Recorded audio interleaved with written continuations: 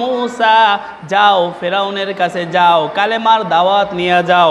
মূসা পয়গম্বর কালেমার দাওয়াত নিয়ে ফেরাউনের কাছে যায়, গিয়া বলে ও ফেরাউন আল্লাহর প্রতি ঈমান আনো, আমাকে নবী হিসাবে মানো। বলে তুমি যে পয়গম্বর এর প্রমাণ কি? বলে আল্লাহ আমাকে তাওরাত কিতাব দিয়েছেন আর মুজিজা হিসেবে আমাকে একটা লাঠি হাদিয়া দিয়েছে। সুবহানাল্লাহ। ফেরাউন এবার ডাক দিয়া কয় ও মূসা আমার সাথে আর কি করিও না, তোমার হাতে যেরকম লাঠি আছে এরকম লাঠি আমার কাছেও আছে। বলতেছে তোমার লাঠির বৈশিষ্ট্য কি? বলে এই লাঠি জান্নাত থেকে আগত লাঠি, পয়গম্বরদের হাত হয়ে হয়ে আমি মূসার কাছে এসেছে। বলতেছে তোমার লাঠিটার একটু কেরামতি দেখতে চাই, মুজিজা দেখতে চাই। আল্লাহ বলে মূসা তোমার লাঠি ছেড়ে দাও। মূসা পয়গম্বর যখন নিজের লাঠিটা ছেড়ে দেয়, বলে ওই সাপ এত বড় একটা অজগর সাপ হয়ে যায়।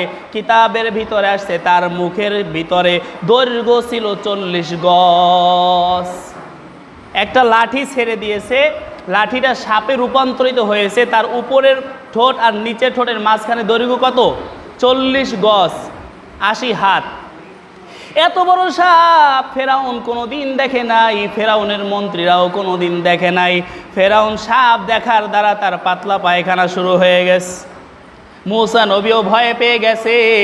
আল্লাহ বলে ও মূসা খুজ হাজা ওয়ালা তাখফ, তুমি ভয় পেও না, এটাকে ধরো। মূসা পয়গম্বর লাঠিটা ধরতে দেরি হয়, ওই সাপ ধরতে দেরি হয়, কিন্তু লাঠিতে পরিণত হইতে দেরি হয় না। এখন মূসা যখন লাঠিটাকে ধরে ফেলছে, ফেরাউন কয় তুমি তো বড় মস্ত বড় জাদুকর, তোমার সাথে আমার কোনো কথা হবে না, জাদু করে খেলা হবে, আসো তোমার সাথে জাদু খেলা হবে। পৃথিবীর সেরা জাদুকরদেরকে দাওয়াত করে ফেরাউন একটা মাঠে আনলেন আর মূসা নবীকে বললেন অমুক দিন তোমার সাথে খেলা হবে, তুমিও আইসো। মূসা নবী চিন্তা করলেন আমার প্রত্যেকের বাড়ি বাড়ি যাইয়া কালেমার দাওয়াত দেওয়া অনেক কষ্টের কাম, এর চাইতে যদি সব মানুষগুলো এক জায়গায় জড়ো হয় আমি একত্রে কালেমার দাওয়াত দিতে পারবো, এই জন্য তিনি রাজি হয়ে গেছেন। পয়গম্বর মূসা যখন এই জাদু খেলার জন্য রাজি হয়, এখন প্রত্যেকটা খেলারই আলাদা আলাদা পোশাক আছে, ড্রেস আছে। এখন ফেরাউনের মন্ত্রী এসে বলে ও মূসা রে তোমাকে এই ড্রেস পরতে হবে, প্যান্ট শার্ট তোমাকে পরতে হবে। মূসা নবী বলে আমরা নবীরা মানুষের এই সমস্ত বানানো পোশাক পরি না, আমাদের পোশাক ফেরেশতাদের পোশাকের সাথে মিল রেখে জান্নাতি পোশাক আমরা পরি। জোরে কোন সুবহানাল্লাহ। তোমাদের ওই পোশাক আমি পরবো না। ফেরাউনের মন্ত্রী চিন্তা করলেন যদি পোশাক এক না হয় তাহলে আমার মন্ত্রিত্ব থাকবে না। এবার ওই মন্ত্রী চিন্তা করলেন তাহলে এবার কি করা যায়। ফেরাউনের গায়ে যেই পোশাক আছে জাদু করে গায়ে ওই পোশাকই বানাইয়া দিতে হবে। সুবহানাল্লাহ। এবার সব জাদুকরের গায়ের ভিতরে মূসা নবীর গায়েও যেরকম লম্বা জামা, জাদুকরের গায়েও লম্বা জামা, মূসা নবীর মাথায় টুপি, মূসা নবীর মাথায় পাগড়ি, জাদুকরের মাথায়ও পাগড়ি। এবার খেলা শুরু হবে। আদবের পোশাক পরেছে, এখন জাদুকরের ভিতরে আদব ঢুকে গেছে। এখন বলে মূসা পয়গম্বর আপনি কি জাদু খেলা আগে শুরু করবেন না আমরা আগে শুরু করব? মূসা নবী বলে ঠিক আছে আপনারাই আগে শুরু করেন। সবাই যার যার জাদু মন্ত্র দিয়ে সাপ তৈরি করে ছেড়ে দিল মাঠের ভিতরে, অনেক সাপ।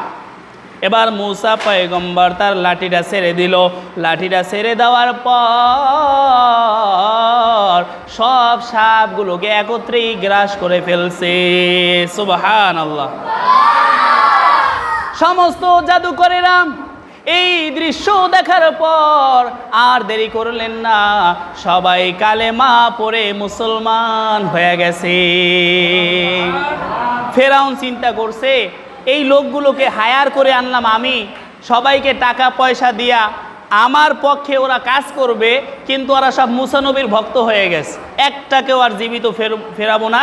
সবাইকে সেখানেই হত্যা করেছে, অর্থাৎ সবাই শাহাদাতের মর্যাদা পেয়ে জান্নাতবাসী হয়েছে। সুবহানাল্লাহ। মূসা পয়গম্বর আল্লাহর কাছে দোয়া করে, আল্লাহ দাওয়াত নিয়ে পাঠাইলেন ফেরাউনের কাছে, কিন্তু ফেরাউন কালেমা পড়ে নাই। কোথার থেকে জাদুকরেরা সবাই কালেমা পড়ে মুসলমান হয়ে গেছে। শুধু মুসলমানই নয়, এরা শাহাদাতের মর্যাদা পেয়ে জান্নাতের মেহমান হয়ে গেছে। আমার আল্লাহ বলে, মুসা রে, তোমার গায়ের ভিতরে যেরকম লম্বা জামা, তোমার মাথার ভিতরে যেরকম পাগড়ি টুপি, আমি আরশ থেকে চাইয়া চাইয়া দেখলাম ওই জাদুকরের গায়ের ভিতরেও লম্বা জামা, তাদের মাথার ভিতরেও পাগড়ি। আমার নবীর গায়েও যেই লেবাস, জাদুকরের গায়ে ওই একই লিবাস। এই জন্য আমি তাদেরকে ঈমান নসিব করাইয়া দিলাম। আমার কাছে ভালো লাগছে, আমি এদেরকে আর বেঈমান রাখতে পারলাম না, ওদেরকে কালেমা নসিব করাইলাম। এরপরে যেহেতু তোমাকে জাদু খেলার শুরুতে সম্মান জানাইছে, যেখানে আমার প্রিয় নবী মুসাকে সম্মান দিয়েছে, এই জন্য আমি তাদেরকে শাহাদাতের মর্যাদা দিয়ে সম্মান দিয়েছি। সুবহানাল্লাহ।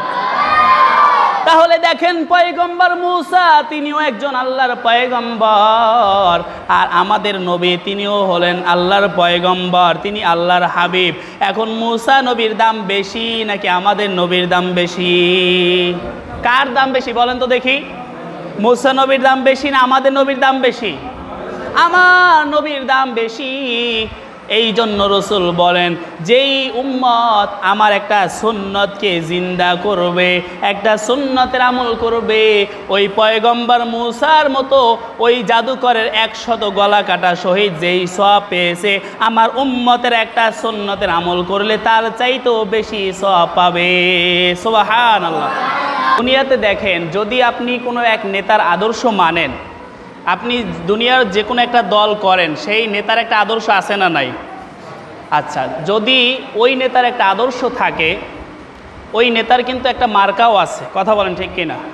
আপনি যেই দল করেন, দলের একটা মার্কা আছে না? আছে। তাহলে আমরা মুসলমান, আমাদের নেতা হলো বিশ্বনবী মুহাম্মদ, আর তার মার্কার নাম হলো সুন্নাত। জোরে কোন সুবহানাল্লাহ। নবীজির মার্কা কি? সুন্নাত। আমাদের নবীর নাম মুহাম্মদ, মার্কার নাম সুন্নাত। আর যারা মানতে পারবে তারা হবে উম্মত, যারা এই সুন্নত মানবে তারা কি হবে? উম্মত। আর যারা উম্মত হতে পারবে তারা পাবে জান্নাত। সুবহানাল্লাহ। তাহলে আমাদের নবীর একটা মার্কা আছে না নাই? মার্কাটা কি? সুন্নত। মার্কাটা কি? মুখস্থ থাকবে ইনশাআল্লাহ। এই সুন্নতের উপরে আমাদের আমল করতে হবে, আর নবীকে ভালোবাসতে হবে নিজের জীবনের চাইতেও বেশি। পয়গম্বর হাদিসের ভিতরে বলেন, লা ইউমিনু আহাদুকুম হাত্তা আকুনা আহাব্বা ইলাইহি মিন ওয়ালিদিহি ওয়া ওয়ালাদিহি ওয়ান নাসি আজমাইন। ততক্ষণ পর্যন্ত কেউ পরিপূর্ণ ঈমানদার হতে পারবে না যতক্ষণ পর্যন্ত তোমার মা বাবা, তোমার সন্তান সন্ততি, দুনিয়ার সব মানুষের চাইতে আমি নবীকে বেশি ভালোবাসতে না পারবা। খলিফাতুল মুসলিমিন হযরত ওমর একদিন নবীর সামনে এসে দাঁড়াইয়া বলতেছে, ও পয়গম্বর, আমি আপনাকে অনেক ভালোবাসি। আমার নবী ডাক দিয়া কয়, ও ওমর, বলো তো দেখি তুমি তোমার জীবনের চাইতে আমি নবীকে বেশি ভালোবাসো কিনা? হযরতে ওমর ডাক দিয়া কয়, ও পয়গম্বর, আমি আমার জীবনের চাইতে আপনাকে বেশি ভালোবাসতে পারি নাই। আমার নবী ডাক দিয়া কয়, ও ওমর, তুমি এখনো পরিপূর্ণ ঈমানদার হতে পারো নাই। নবী বলে ওমরকে, তুমি এখনো পরিপূর্ণ ঈমানদার হতে পারো নাই, যতক্ষণ পর্যন্ত তোমার জীবনের চাইতে আমি নবীকে বেশি ভালোবাসতে না পারবে ততক্ষণে তোমার ঈমান পরিপূর্ণ হবে না। হযরতে ওমর কিছুক্ষণ চিন্তা গবেষণা করার পরে ডাক দিয়া বলে, ইয়া রাসূলুল্লাহ, ইয়া হাবিবাল্লাহ, আমি ওই আল্লাহর কসম করে বলি, আমি এখন থেকে আমার জীবনের চাইতেও আপনাকে বেশি ভালোবাসি। সুবহানাল্লাহ। আমার নবী ডাক দিয়া কয় আল আনা ইয়া ওমর, এতক্ষণে তোমার ঈমান পরিপূর্ণতা পেয়েছে। তাহলে নবীকে ভালোবাসতে হবে জীবনের চাইতেও বেশি। যেভাবে সাহাবায়ে কেরাম ভালোবেসে প্রমাণ করেছেন, আমার কাছে আমার টাকা পয়সা আপন নয়, আমার কাছে আমার স্বামী আপন নয়, আমার কাছে আমার সন্তান আপন নয়, আমার কাছে আপন হলেন আমার নবী। সুবহানাল্লাহ। উহুদের ময়দানে যখন কাফির বেঈমানেরা ঘোষণা করে দিয়েছে কুতিলা মুহাম্মদ, মুহাম্মদ মারা গেছে, এই ঘটনা যখন মদিনায় চলে যায়, মদিনার একজন আশিক, একজন মহিলা সাহাবী, তিনি উহুদের ময়দানের দিকে পাগলের বেশে দৌড়ায়। লোকেরা ডাক দিয়া বলে, মহিলা কই যাও? বলে উহুদের ময়দানে যাই। বলো আমার নবীর কি খবর? লোকেরা ডাক দিয়া কয়, মহিলা তোমার যে স্বামী ছিল সেই স্বামী যুদ্ধের ময়দানে শহীদ হয়ে গেছে। মহিলা বলতেছে, স্বামীর দরকার নাই, স্বামীর খবরও জানতে চাই না, বলো কেমন আছেন আমার দয়ার নবী। সুবহানাল্লাহ। কিছু দূর পরে আবার লোকেরা ডাক দিয়া বলে, ও মহিলা কই যাও? মহিলা এবার জবাব দেয়, বলে আমার নবীর কি খবর, আমার নবীর খবর জানতে যাই। লোকেরা ডাক দিয়া কয়, ও মহিলা তোমার যে সন্তান ছিল যুদ্ধের ময়দানে গিয়েছে, ওই সন্তান যুদ্ধের ময়দানে গিয়ে শাহাদাত বরণ করেছে। সুবহানাল্লাহ। মহিলা এবারও ডাক দিয়া কয়, আমার সন্তানের দরকার নাই, আমি সন্তানের খবর নিতে আসি নাই, আমার স্বামীর খবর নিতে আসি নাই, বলো আমার নবীর কি খবর। দিনের লাগিয়া নবীজি যখন উহুদের ময়দানে যায়, প্রচণ্ড এক আঘাতে নবীজির দন্ত শহীদ হয়ে যায়। শুনিয়া সেই সংবাদ কত ছিল মোহাব্বত, শুনিয়া সেই সংবাদ কত ছিল মোহাব্বত, সকল দন্ত ভেঙ্গে ফেলল ওয়াজকুরুনি।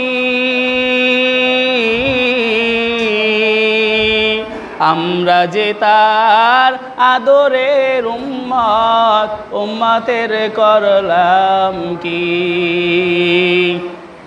আমরা যে তার মোহাব্বতের উম্মত, উম্মতের করলাম কি? রসুল আমার আল্লাহর দোস্ত, আখেরি নবী,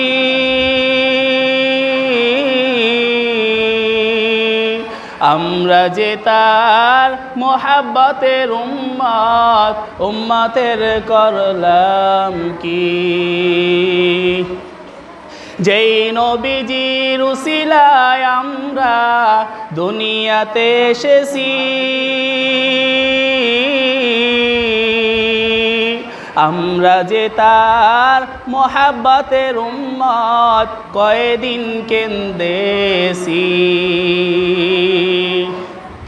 দিনের লাগিয়া নবীজি যখন উহুদের ময়দানে যায়, চতুর্দিকে ঘিরিয়া ফেলল তাকে দুষ্ট কাফের গণে। সেদিন নবীজিকে বাঁচাতে তীর বর্ষার আঘাতে, নবীজিকে বাঁচাতে তীর বর্ষার আঘাতে কতই সাহাবারা হারাইলেন প্রাণ পাখি।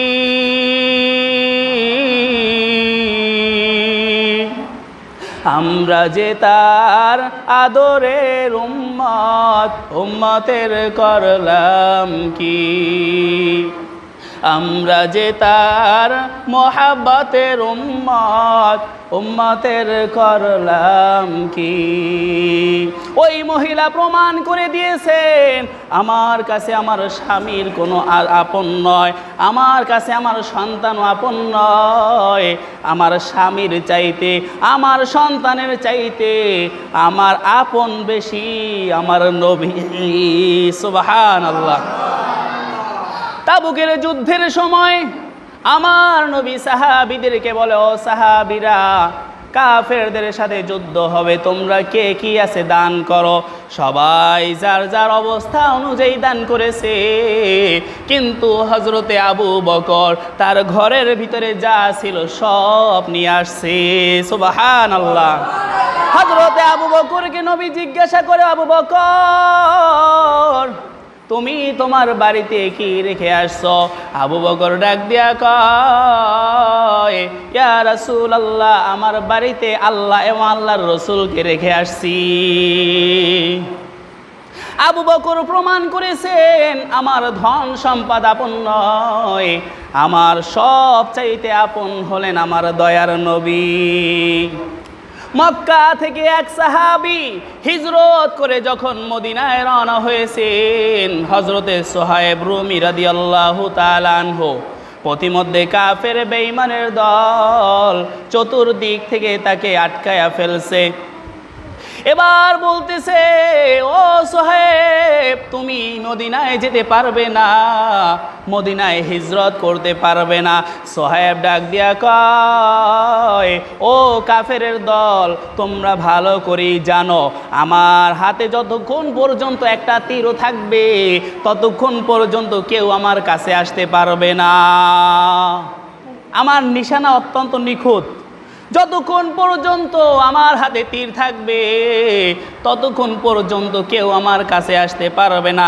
তীর শেষ হয়ে যাবে, এরপরে আমার কাছে তলোয়ার আছে, এই তলোয়ারের মাধ্যমে তোমাদের আক্রমণের জবাব দেওয়া হবে, এরপরেও তোমাদের সাথে আমার কোনো আপোষ হবে না।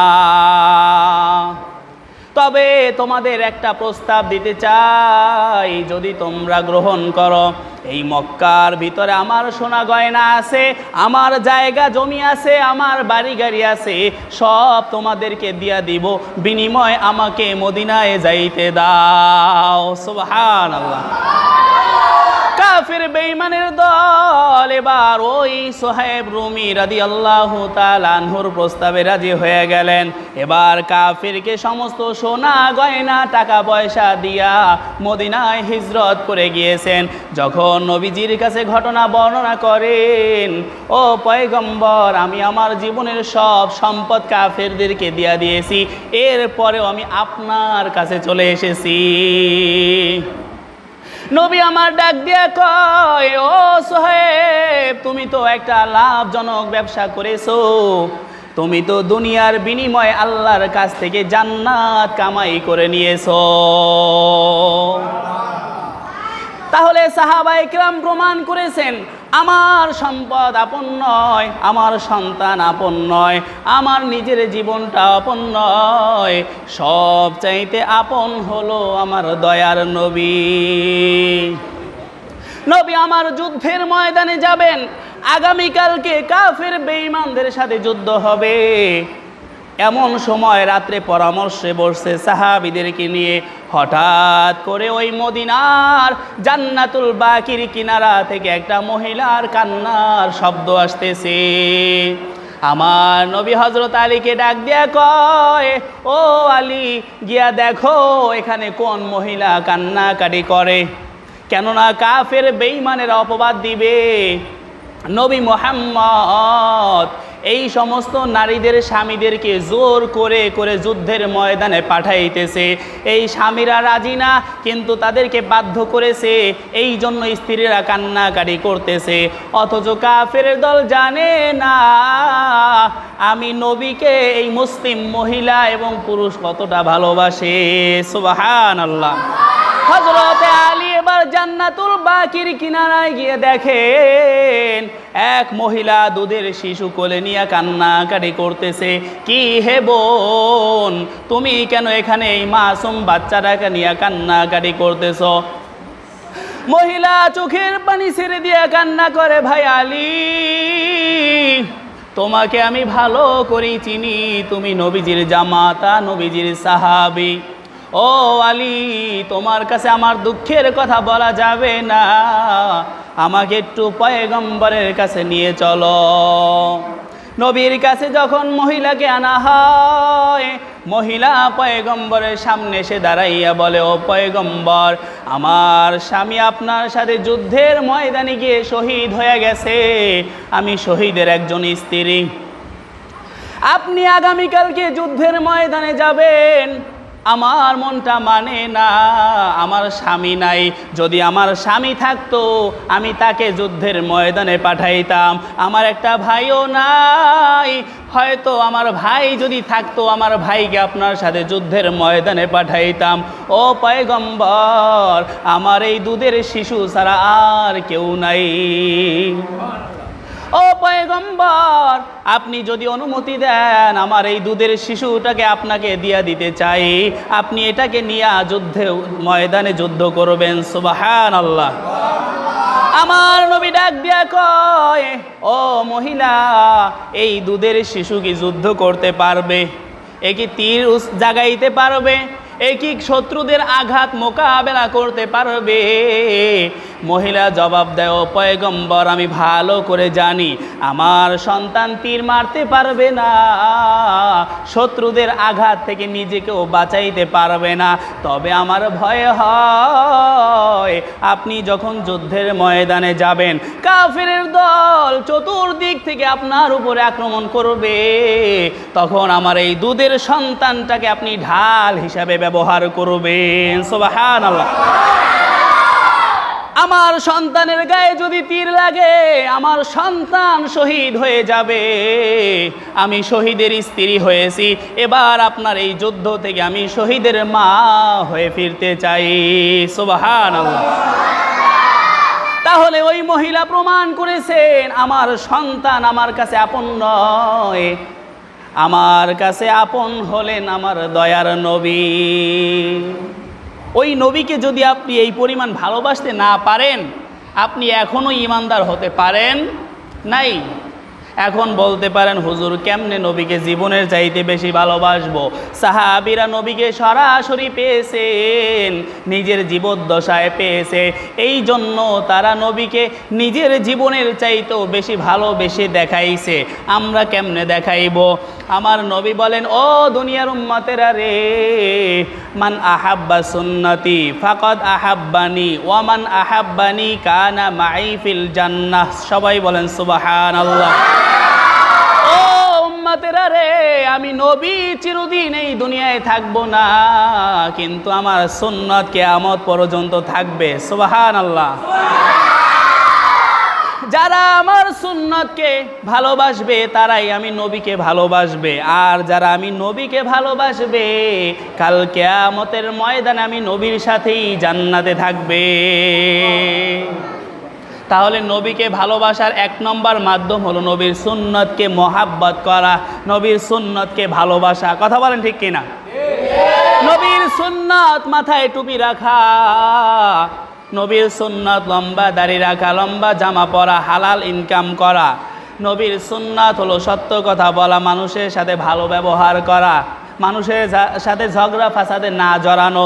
সব সময় রসুলের সুন্নাত তরিকায় যদি আমরা চলতে পারি, রসুলের একটা সুন্নাত যদি কেউ জিন্দা করে, রসুল হাদিসের ভিতরে বলেন 100 গলা কাটা শহীদের চাইতেও বেশি সব আমল নামায় লিখে দেয়।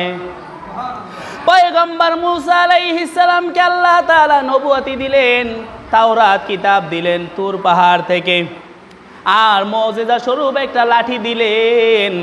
এবার পয়গম্বর মুসাকে বলে, ও মুসা, যাও ফেরাউনের কাছে যাও, কালেমার দাওয়াত নিয়ে যাও।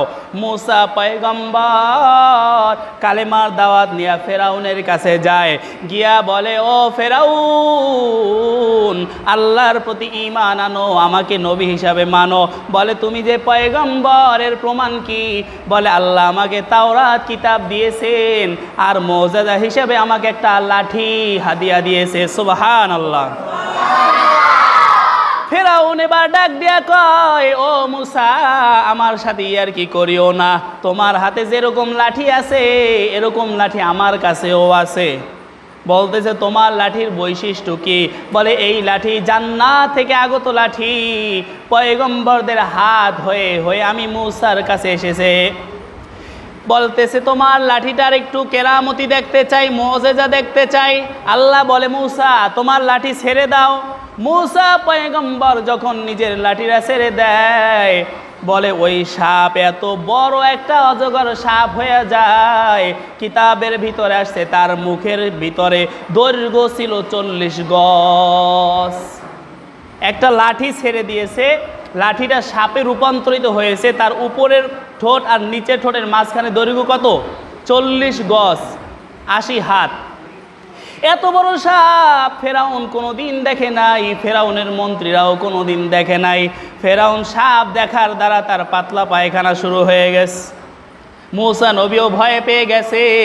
আল্লাহ বলে, ও মুসা খুজ হাজা ওয়ালা তাখফ, তুমি ভয় পেও না, এটাকে ধরো। মুসা পয়গম্বর লাঠিটা ধরতে দেরি হয়, ওই সাপ ধরতে দেরি হয়, কিন্তু লাঠিতে পরিণত হইতে দেরি হয় না। এখন মুসা যখন লাঠিটাকে ধরে ফেলছে, ফেরাউন কয় তুমি তো বড় মস্ত বড় জাদুকর, তোমার সাথে আমার কোনো কথা হবে না, জাদু করে খেলা হবে, আসো তোমার সাথে জাদু খেলা হবে। পৃথিবীর সেরা জাদুকরদেরকে দাওয়াত করে ফেরাউন একটা মাঠে আনলেন, আর মুসা নবীকে বললেন অমুক দিন তোমার সাথে খেলা হবে, তুমিও আইসো। মুসা নবী চিন্তা করলেন আমার প্রত্যেকের বাড়ি বাড়ি যাইয়া কালেমার দাওয়াত দেওয়া অনেক কষ্টের কাম, এর চাইতে যদি সব মানুষগুলো এক জায়গায় জড়ো হয় আমি একত্রে কালেমার দাওয়াত দিতে পারবো, এই জন্য তিনি রাজি হয়ে গেছেন। পয়গম্বর মুসা যখন এই জাদু খেলার জন্য রাজি হয়, এখন প্রত্যেকটা খেলারই আলাদা আলাদা পোশাক আছে, ড্রেস আছে। এখন ফেরাউনের মন্ত্রী এসে বলে, ও মুসা রে তোমাকে এই ড্রেস পরতে হবে, প্যান্ট শার্ট তোমাকে পরতে হবে। মুসা নবী বলে, আমরা নবীরা মানুষের এই সমস্ত বানানো পোশাক পরি না, আমাদের পোশাক ফেরেশতাদের পোশাকের সাথে মিল রেখে জান্নাতি পোশাক আমরা পরি। জোরে কোন সুবহানাল্লাহ। তোমাদের ওই পোশাক আমি পরব না। ফেরাউনের মন্ত্রী চিন্তা করলেন যদি পোশাক এক না হয় তাহলে আমার মন্ত্রিত্ব থাকবে না। এবার ওই মন্ত্রী চিন্তা করলেন তাহলে এবার কি করা যায়। ফেরাউনের গায়ে যেই পোশাক আছে জাদুকরের গায়ে ওই পোশাকই বানাইয়া দিতে হবে। সুবহানাল্লাহ। এবার সব জাদুকরের গায়ের ভিতরে মুসা নবীর গায়েও যেরকম লম্বা জামা, জাদুকরের গায়েও লম্বা জামা, মুসা নবীর মাথায় টুপি, মুসা নবীর মাথায় পাগড়ি, জাদুকরের মাথায়ও পাগড়ি। এবার খেলা শুরু হবে। আদবের পোশাক পরেছে, এখন জাদুকরের ভিতরে আদব ঢুকে গেছে। এখন বলে মুসা পয়গম্বর আপনি কি জাদু খেলা আগে শুরু করবেন না আমরা আগে শুরু করবো? মুসা নবী বলে ঠিক আছে আপনারাই আগে শুরু করেন। সবাই যার যার জাদু মন্ত্র দিয়ে সাপ তৈরি করে ছেড়ে দিল মাঠের ভিতরে, অনেক সাপ। এবার মুসা পয়গম্বর তার লাঠিটা ছেড়ে দিল। লাঠিটা ছেড়ে দেওয়ার পর সব সাপগুলোকে একত্রেই গ্রাস করে ফেলছে। সুবহানাল্লাহ। সমস্ত জাদুকরেরা এই দৃশ্য দেখার পর আর দেরি করলেন না, সবাই কালেমা পড়ে মুসলমান হয়ে গেছে। ফেরাউন চিন্তা করছে এই লোকগুলোকে হায়ার করে আনলাম আমি, সবাইকে টাকা পয়সা দিয়া আমার পক্ষে ওরা কাজ করবে, কিন্তু ওরা সব মুসা নবীর ভক্ত হয়ে গেছে, একটাকেও আর জীবিত ফেরাবো না। সবাইকে সেখানেই হত্যা করেছে, অর্থাৎ সবাই শাহাদাতের মর্যাদা পেয়ে জান্নাতবাসী হয়েছে। সুবহানাল্লাহ।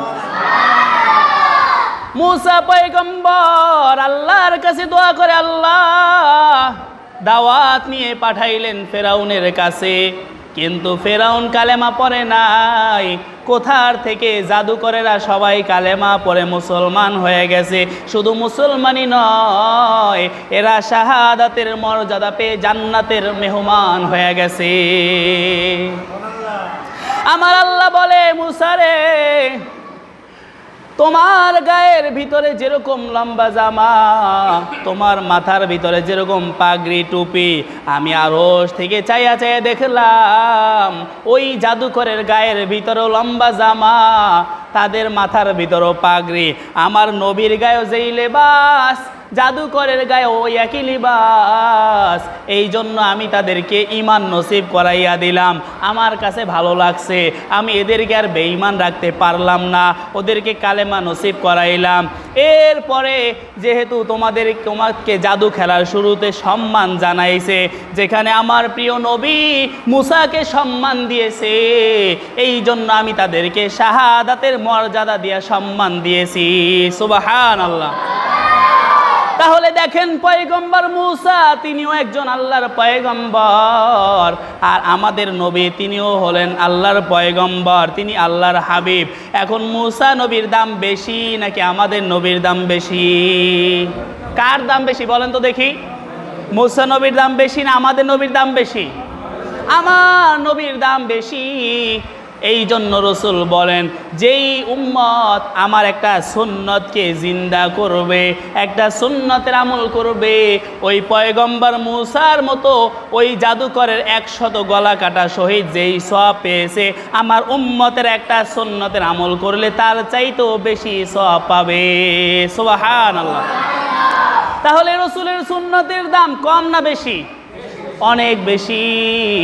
এই জন্য রসুল বলেন, যারা আমার সুন্নতকে মানবে তারাই আমি নবীকে ভালোবাসবে, আমি নবীকে মানবে। আর যারা আমি নবীকে মানবা, কাল কিয়ামতের ময়দানে একসাথেই জান্নাতে থাকবা। 2 নম্বর, রসুলকে মোহাব্বত কেমনে করবেন?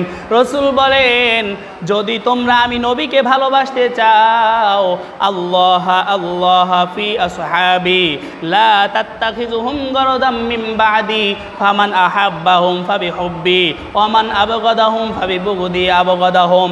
রাওয়াহু তিরমিজি। তিরমিজি শরীফের হাদিসের ভিতরে রসুল বলেন, খবরদার খবরদার, আমার সাহাবীদের ব্যাপারে তোমরা আল্লাহকে ভয় করিও। যে ব্যক্তি আমার সাহাবীদেরকে ভালোবাসবে, মোহাব্বত করবে, সে আমি নবীকে ভালোবাসবে। আর যারা আমার সাহাবীদেরকে সমালোচনা করবে, তাদেরকে ঘৃণা করবে, তারা আমি নবীকেই ঘৃণা করবে। অন্য হাদিসে রসুল বলেন, আসহাবি কান নুজুম বিআইহিম ইকতাদাইতুম ইহতাদাইতুম। আমার সাহাবীরা এক একজন আকাশের নক্ষত্রের মতো।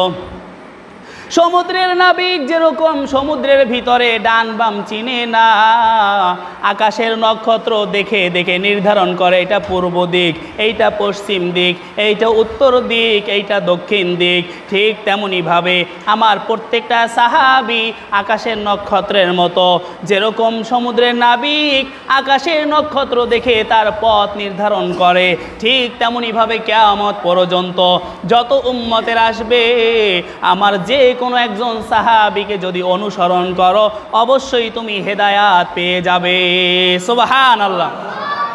তাহলে সাহাবীদেরকে মোহাব্বত করলে নবীকে ভালোবাসা হয়, সাহাবীদেরকে মানলে নবীকে মানা হয়। তাহলে নবীকে ভালোবাসার 2 নম্বর মাধ্যম হলো সাহাবী। 3 নম্বর, রসুল বলেন, আমাকে যদি ভালোবাসতে চাও, আহিব্বুল আরাবা লিসালাসিন ফাইন্নি আরাবি ওয়াল কুরআনু আরাবি ওয়া কালামু আহলিল জান্নাতি আরাবি। নবী আমার হাদিসের ভিতরে বর্ণনা করেন, আমি আরবি ভাষাটাকে 3 কারণে ভালোবাসি। আরবি ভাষাটাকে কয় কারণে ভালোবাসি? 3 কারণ। 1 নম্বর, আমি নবীর ভাষা হলো আরবি। নবীর ভাষা কি? আরবি। 2 নম্বর, কোরআনের ভাষা হলো আরবি। কোরআনের ভাষা কি? 3 নম্বর, জান্নাতের অধিবাসী যারা হবে তাদের ভাষাটাও হবে আরবি। সুবহানাল্লাহ। তার মানে নবীর সাথে যেহেতু একটা ভাষার সম্পর্ক আছে, নবী যেহেতু আরবি ভাষাকে ভালোবাসেন, যেহেতু এটা কোরআনের ভাষা, এটা জান্নাতি মেহমানদের ভাষা, অতএব নবী যেহেতু আরবি ভাষাকে ভালোবাসছেন, আমাদেরকেও আরবি ভাষাটাকে ভালোবাসতে হবে। তাহলে বোঝা যাবে যে আমরা নবীকে ভালোবাসি। এই জন্য উলামায়ে কেরাম বলেন, আরবদেরকেও তোমাদের ভালোবাসতে হবে। মানুষ হিসেবে তারা কিছু ভুল ত্রুটি করবে, স্বাভাবিক, কিন্তু তারা নবীর দেশের লোক, এই জন্য আমরা তাদেরকে ভালোবাসবো, মোহাব্বত করব। তাহলে নবীকে ভালোবাসার মাধ্যম পাইলাম তিনটা। কয়টা? একটা, নবীর সুন্নতকে ভালোবাসতে হবে। 2 নম্বর, সাহাবীদেরকে ভালোবাসতে হবে। 3 নম্বর, নবীর সাথে যার দূরতম সম্পর্ক আছে, একটা ভাষার সম্পর্ক আছে, এই জন্য আমরা আরবি ভাষাটাকে ভালোবাসবো। এই 3টা কাজ যদি আমরা করতে পারি তাহলেই নবীকে আমাদের ভালোবাসা হবে। এখন আসেন আল্লাহ তাআলা ওই নবী সম্পর্কে বলে, আল্লাযীনা আতাইনাহুমুল কিতাবা ইয়ারিফুনাহু কামা ইয়ারিফুনা আবনাআহুম। ও দুনিয়ার মানুষেরা ভালো করে শুনে নাও, তোমরা আজকে রসুলকে চেনো না, অথচ আহলে কিতাব ওই ইহুদি খ্রিস্টানরা আমার নবীকে এমনভাবে চিনতো যেভাবে বাবা তার সন্তানকে চিনে। মদিনার ভিতরে সবচাইতে বড় ইহুদিদের পণ্ডিত ছিলেন আব্দুল্লাহ ইবনে সালাম রাদিয়াল্লাহু তাআলা আনহু। এই আব্দুল্লাহ ইবনে সালাম যখন পরবর্তীতে মুসলমান হয়, পয়গম্বর সম্পর্কে তার ভালো ধারণা ছিল। তাওরাত কিতাবের ভিতরে নবীর যাবতীয় বর্ণনা ছিল, ওই বর্ণনাগুলো আব্দুল্লাহ ইবনে সালাম জানতেন। মুসলমান হওয়ার পর হযরতে ওমর রাদিয়াল্লাহু তাআলা আনহু এবার জিজ্ঞাসা করে, ও ভাই আব্দুল্লাহ ইবনে সালাম, তুমি যখন ইহুদি ছিলা, বলো তো দেখি তোমরা কি আমার নবীকে চিনতে পেরেছিলা? আল্লাহ তো বলছে যে আহলে কিতাব যারা ইহুদি খ্রিস্টান, তারা নিজের সন্তানকে যেভাবে বাবা চেনে এর চাইতেও বেশি চিনত। তাহলে তোমরা কি আসলেই চিনতে পেরেছো? আব্দুল্লাহ ইবনে সালাম এবার ডাক দিয়া কয়, ও ভাই ওমর, বাবা হয়েও সন্তানকে চিনতে মাঝে মাঝে ভুল হয়, কিন্তু ইনি যে আখিরি জমানার পয়গম্বর, এটা চিনতে আমাদের কোনোই ভুল হয় নাই। নবী আমার যখন কালেমার দাওয়াত দেওয়া শুরু করলেন, হজের মৌসুম এসে গেছে, কাফের বেঈমানেরা মিটিং বসছে। এর মধ্যে একজন ছিল নজর ইবনে হারেস। নজর ইবনে হারেস সবাইকে ডাক দিয়া কয়, ও মক্কার লোকেরা, তোমরাই তো মুহাম্মদকে আল আমিন বলেছো, তোমরাই তো তাকে সত্যবাদী উপাধি দিয়েছো, তোমরা তাকে বিশ্বাস করে তার কাছে মালামাল আমানত রাখো, তোমাদের সোনা গয়না টাকা পয়সা সব বিশ্বাস করে আমার নবীর কাছে রাখো। তাহলে এখন তো মুহাম্মদ বুড়া হয়ে গেছে, মানুষ যখন মিথ্যা কথা বলার বয়স তখন সে মিথ্যা কথা বলে নাই, এখন সে বুড়া হয়ে গেছে, এখন তার যখন মৃত্যুর সময় এসে গেছে, এখন কেন তারাকে তোমরা মিথ্যাবাদী বলতেছো? মক্কার কাফিরেরা ডাক দেয়া কয়, মুহাম্মদ নিশ্চয়ই সত্যবাদী, মুহাম্মাদের কোনো ভুল নাই, কোনো দোষ নাই, তবে মুহাম্মদ হলো মুহাম্মদ হলো বনু হাশেম গোত্রের লোক, আর আমরা হলাম আব্দে মানাফ গোত্রের লোক। দীর্ঘদিন ধরে তাদের সাথে আমাদের একটা শত্রুতা, একটা প্রতিযোগিতা চলে আসছে। এখন যদি আমরা নবীকে মেনে নেই তাহলে আমাদের গোত্রটা ছোট হয়ে যাবে, অতএব আমাদের নবীকে মানা যাবে না। তারা চিনতে পারছে, কিন্তু গোত্র ছোট হয়ে যাবে এই ভয়তে তারা মানতে পারে নাই। মক্কায় যখন হাজী সাহেব চতুর্দিক থেকে আসছে, হজের মৌসুম, এর ভিতরে মক্কার কাফের বেঈমানেরা দারুন নদওয়ার ভিতরে তারা বৈঠকের ভিতরে বসছে। সবাই এবার বলতেছে কিভাবে মানুষকে নবী মুহাম্মাদের দাওয়াত থেকে ফিরানো যায়, এই চিন্তা করে সবাই গোল মিটিং করতেছে। এর সভাপতি ছিল ওয়ালিদ ইবনে মুগীরা। ওয়ালিদ ইবনে মুগীরা তিনি ছিলেন সবচাইতে বয়স্ক মানুষ, বড় বুদ্ধিমান মানুষ, তিনি সভাপতি। সবাইকে মিটিং করলেন, বলো হাজী সাহেবরা তো মক্কায় আসবে, সারা বিশ্ব থেকে মুসলমানরা হজ করতে আসবে, অতএব মুহাম্মদ যদি তাদের কাছে দাওয়াত দেয় তারা তো কালেমা পড়ে মুসলমান হয়ে যাবে, তাহলে আমাদের বাপ দাদার ধর্ম আর টিকবে না, কি করা যায়? কেউ বলে আমরা বলবো মুহাম্মদ পাগল, জোরে কর নাউজুবিল্লাহ। ওয়ালিদ ইবনে মুগীরা বলেন, পাগল যে তার কার্যকলাপ দেখলেই মানুষ বুঝবে এই লোকটা পাগল, কিন্তু মুহাম্মাদের ভিতরে এমন কোনো কিছু পাওয়া যায় না যে আমরা তাকে পাগল বলবো। যদি আমরা মুহাম্মাদকে পাগল বলি তাহলে লোকেরা আমাদেরকেই পাগল মনে করবে। যে একটা ভালো মানুষের পাগল কয়, ওরাই তো পাগল। আর একজন ডাক দিয়া কয়, না না, পাগল বলা যাবে না, মোহাম্মদকে জাদুকর বলতে হবে। জোরে কন নাউজুবিল্লাহ। বলতেছে, ও মক্কার লোকেরা, আমরাও জাদুবিদ্যা জানি, তন্ত্রমন্ত্র আমরাও জানি, কিন্তু মোহাম্মদ যেই কথাগুলো বলে এটা তো কোনো দুনিয়ার তন্ত্রমন্ত্র নয়। জোরে কন সুবহানাল্লাহ। সে তো আল্লাহর কালাম পড়ে পড়ে মানুষকে কালেমার দাওয়াত দেয়, এটা হবে না। একজন এসে বলতেছে, তাহলে মোহাম্মদকে আমরা বলবো সে হলো বড় ধরনের একজন জাদুকর, সে মানুষকে এভাবে বাবা থেকে সন্তানকে আলাদা করে এবং স্ত্রী থেকে স্বামীকে আলাদা করে, সন্তানকে বাবা থেকে আলাদা করে দেয়। এবার সিদ্ধান্ত হলো, হ্যাঁ আমরা জাদুকর বলবো, কারণ জাদুর মাধ্যমে স্বামী স্ত্রী বিচ্ছেদ ঘটাইয়া দেয়, সন্তানের থেকে বাবাকে আলাদা করে দেয়। অতএব মোহাম্মদের ধর্ম যারা গ্রহণ করে তারা বাবাকে ছেড়ে দেয়, মাকে ছেড়ে দেয়, তাহলে এইটা মোটামুটি মানা যায়। অতএব তোমরা এইটাই বলে দিও। এখন একটা যুবক ডাক দেয়া বলে, ও সভাপতি সাহেব, যদি মোহাম্মদের কোনো দোষ নাই থাকে তাহলে আমাদের তাকে মানতে সমস্যাটা কোথায়? এই মোহাম্মদ সাল্লাল্লাহু আলাইহি ওয়াসাল্লামের যদি দোষ নাই থাকে তাহলে আমরা তাদেরকে মানতে পারি না কেন? তখন ওয়ালিদ ইবনে মুগীরা বলে, তারা হলো বনু হাশেম গোত্রের লোক, আমরা বনু আব্দে মানাব গোত্রের লোক, তাদের সাথে আমাদের দীর্ঘদিনের একটা প্রতিযোগিতা চলে আসছে। বনু হাশেম গোত্রের লোকের একটা ভালো কাজ করলে আমরাও ভালো কাজ করি, বনু হাশেম গোত্রের লোকেরা একটা ভালো কাজ করে দেখাইলে আমরা দুইটা করি, তাদের সাথে একটা প্রতিযোগিতা চলে আসছে।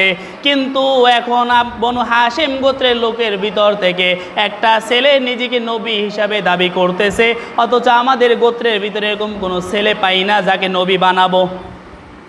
তাহলে দেখেন, তারা জানে নবী সত্য কিন্তু মানে নাই কেন? ওই যে নিজেদের বংশ ছোট হয়ে যাবে, নিজেরা হেরে যাবে এই ভয়তে। শুধু এখানেই শেষ নয়, কাফের বেঈমানেরা নবীর যতই বিরোধিতা করুক না কেন, আমার নবী যখন রাত্রিবেলা ঘরের ভিতরে দাঁড়াইয়া দাঁড়াইয়া তাহাজ্জুদের নামাজ পড়তেন, মধুর সুরে কোরআন কারীম তেলাওয়াত করতেন, কাফেরদের ভিতরে বড় একজন কাফের নাম ছিল আখনাস ইবনে সুরায়াক, আবু সুফিয়ান আর হলো আবু জাহেল। এই তিনজন কাফের তারা নবী মুহাম্মাদের ঘরের চারপাশে দাঁড়াইয়া সারা রাত কোরআন তেলাওয়াত শুনতেন। সুবহানাল্লাহ। নবী আমার যতই কোরআন তেলাওয়াত করে কাফের বেঈমানদের ততই ভালো লাগে, ততই মজা লাগে। কোরআন তেলাওয়াত শুনতে শুনতে ফজরের আজান হয়ে যায়, সুবে সাদেক হয়ে যায়, পরিষ্কার হয়ে গেছে। এবার তিনজনের সাথেই দেখা। কি ব্যাপার আবু জাহেল, তুমি কেন এখানে আসছো? বলে, আমি আসছি দেখি তোমরা কারা কারা আসো। আখনাস ইবনে সুরায়ক বলে, আমিও আসছি তোমাদের দেখতে, কারা কারা নবীর ধর্ম গ্রহণ করছো। সবাই বুঝতে পারছে যে আসলে সবাই নবীর কোরআনের তেলাওয়াতে পাগল হয়ে রাত্রিবেলা, দিনে যতই বিরোধিতা করুক, রাত্রিবেলা আবার তার ঘরের কিনারায় যায় কোরআন শুনতে। সুবহানাল্লাহ। এবার মিটিং করা হলো, আজ থেকে আর কেউ আসবো না, সবাই যার যার বাড়িতে থাকবে। এই ঘটনা যদি সাধারণ মানুষ জানে তাহলে আর আমাদের কেউ নেতা হিসেবে মানবে না, বলবে এরাই তো নবী মুহাম্মদের পাগল, আমাদেরকে মানতে বাধা দেয়, আর তারা তলে তলে যেই ঠিকই নবীর কোরআন তেলাওয়াত শোনে। ঠিক আছে, এখন থেকে কেউ যাবা না। ওকে, সবাই সিদ্ধান্ত মোতাবেক পরের দিন যার যার ঘরে চলে গেল। রাত্র যখন গভীর হয় কারো চোখে ঘুম আসে না। কি মধুর কণ্ঠে কোরআন তেলাওয়াত, ওই কোরআন তেলাওয়াত না শুনে আর ভালো লাগে না। আবু জাহেল চিন্তা করে, ওদেরকে নিষেধ করছি, ওরা তো আর আসবে না, আমি একা একা আজকে মন ভরে কোরআন তেলাওয়াত শুনবো। এভাবে আখনাস ইবনে সুরায়ক সে একই চিন্তা করছে, ওইদিকে আবু সুফিয়ান একই চিন্তা করছে। যখন আবারও মুখোমুখি দেখা হয়েছে, বলতেছে, আহা, আমরা তো নিজেরাই কমিটমেন্ট রক্ষা করতে পারি না, তাহলে কি করা যায়? আবু সুফিয়ান একদিন চিন্তা করলেন, যদি নবী মুহাম্মাদের ভিতরে কোনো ভুল নাই তাহলে আমরা তাকে মেনেই নেই। এভাবে চিন্তা করে আখনাস ইবনে সুরায়কের কাছে গেলেন। তিনিও চিন্তা করেন, হ্যাঁ আমারও মন বলে আমরা কালেমা পড়ে মুসলমান হয়ে যাই। এবার বলে, তাহলে আমাদের বড় নেতা আছে আবু জাহেল, তার কাছে একটু যাইতে হয়। আবু জাহেলের কাছে গেল, তিনি একটা ভেটকি মারছে, আসছে নবী মুহাম্মাদের ধর্মগ্রহণ করার জন্য। সারা জীবন তার বিরোধিতা করে আসছি, এখন যদি তোমরা এই ধর্ম গ্রহণ করো তোমার নেতাগিরি থাকবে, তোমার সভাপতি সেক্রেটারি পদ থাকবে, তোমাদেরকে আর মানুষ কি ভালো বলবে? এই চিন্তা করে তারা মুসলমান হতে পারে নাই, কিন্তু পরবর্তীতে আবু সুফিয়ান মুসলমান হয়েছিলেন। তো যেই কথা বলতেছিলাম, আমার নবীকে তারা এমনভাবে চিনত যেভাবে বাবা তার সন্তানকে চিনে। জোরে গন সুবহানাল্লাহ। তাওরাত কিতাবের ভিতরে আমার নবীর নাম, ইনজিল কিতাবের ভিতরে আমার নবীর প্রশংসা, সমস্ত আসমানি কিতাবের ভিতরে সমস্ত পয়গম্বরগণ আমার নবীর গুণগান গেয়েছেন, সবাই আমার নবীর শান এবং মান বর্ণনা করেছেন। যার কারণে সমস্ত পয়গম্বর আল্লাহর কাছে দোয়া করে, ওগো আল্লাহ, নবী বানাইছো বেজার হই নাই, তবে আখিরি জমানা নবীর উম্মত বানাইলে আমি আরো বেশি খুশি হইতাম। সুবহানাল্লাহ। ও আল্লাহ, নবী বানাইছো বেজার হই নাই, তবে আখিরি জমানা নবীর উম্মত বানাইলে আরো বেশি খুশি হইতাম। আল্লাহ শুধুমাত্র ঈসা নবীর দোয়া কবুল করেছেন, কিয়ামতের আগে আবার আসবে উম্মতে মুহাম্মাদি হয়ে। সুবহানাল্লাহ। আর এক পয়গম্বর দোয়া করে, আল্লাহ নবী বানাইছো বেজার হই নাই, আখিরি জমানার নবীর উম্মত বানাইলে বেশি খুশি হইতাম, তবে যদি আখিরি জমানার নবীর উম্মত নাও বানাও তাতেও আফসোস নাই, অন্তত পক্ষে আখিরি জমানার নবীর উম্মতের হাতে আমার দাফন কাফনটা যেন হয়। কে বলে একজন নবী যে আমার উম্মতও বানাবার দরকার নাই, আমার দাফন কাফনটা যেন আখিরি নবীর উম্মতের হাতে হয়। এই পয়গম্বরের নাম হলো হজরতে দানিয়াল আলাইহিস সালাম। হজরতে দানিয়াল আলাইহিস সালাম মৃত্যুবরণ করার পরে তার লাশখানা একটা বাক্স বন্দি করে রেখে দেওয়া হয়। খলিফাতুল মুসলিমিন হজরতে ওমরের জমানায় ওমর রাদিয়াল্লাহু তাআলা আনহু যখন জানতে পারলেন ওই টাইগ্রিস নদীর পাশে একটা পয়গম্বরের লাশ, যেই লাশটাকে সামনে নিয়ে মানুষ আল্লাহর কাছে বৃষ্টির প্রার্থনা করে, তারা লাশটাকে বরকতময় মনে করে। এভাবে খলিফাতুল মুসলিমিন চিন্তা করলেন ওই অঞ্চলের মানুষগুলো পরবর্তীতে মূর্তি বানাইবে, এরপরে তারা পূজা শুরু করবে, শিরক বেদাতে লিপ্ত হবে। এবার খলিফাতুল মুসলিমিন কিছু সাহাবীদেরকে নিয়ে ওই দানিয়াল আলাইহিস সালামের লাশটাকে তারা দাফন করে দিলেন। সুবহানাল্লাহ। আল্লাহ এভাবে পয়গম্বরের দোয়া কবুল করেছেন। শুধু এখানেই শেষ নয়, হিন্দু কিতাবের ভিতরও আমার নবীর গুণগান আছে। সুবহানাল্লাহ। তাওরাত কিতাবে নবীর নাম, ইনজিল কিতাবে নবীর নাম। আমাদের বাংলাদেশের কবি মরহুম কবি গোলাম মোস্তফা, তিনি একটা কিতাব লিখেছেন বিশ্ব নবী। সেই বিশ্ব নবী কিতাবের শুরুতে তিনি ভূমিকায় লেখছে, হিন্দু কিতাবের ভিতরে আছে, বেদ পুরাণ উপনিষদ কিতাবের ভিতরে আছে, আল্লাহ রসুল মুহাম্মদ, এই নামগুলো স্পষ্ট ওই কিতাবের ভিতর উল্লেখ আছে। সুবহানাল্লাহ। শুধু এখানেই শেষ নয়, ফরিদপুরের আর একজন ব্রাহ্মণ আবুল হোসেন ভট্টাচার্য, তিনি যখন মুসলমান হয়ে গেলেন একটা কিতাব লেখলেন, আমি কেন ইসলাম গ্রহণ করলাম। এই কিতাবের ভিতরে তিনি প্রমাণ করেছেন, আমি ছোটবেলা থেকেই ব্রাহ্মণ হিসাবে দীক্ষা নিলাম, আমি ব্রাহ্মণ হওয়ার পর আমার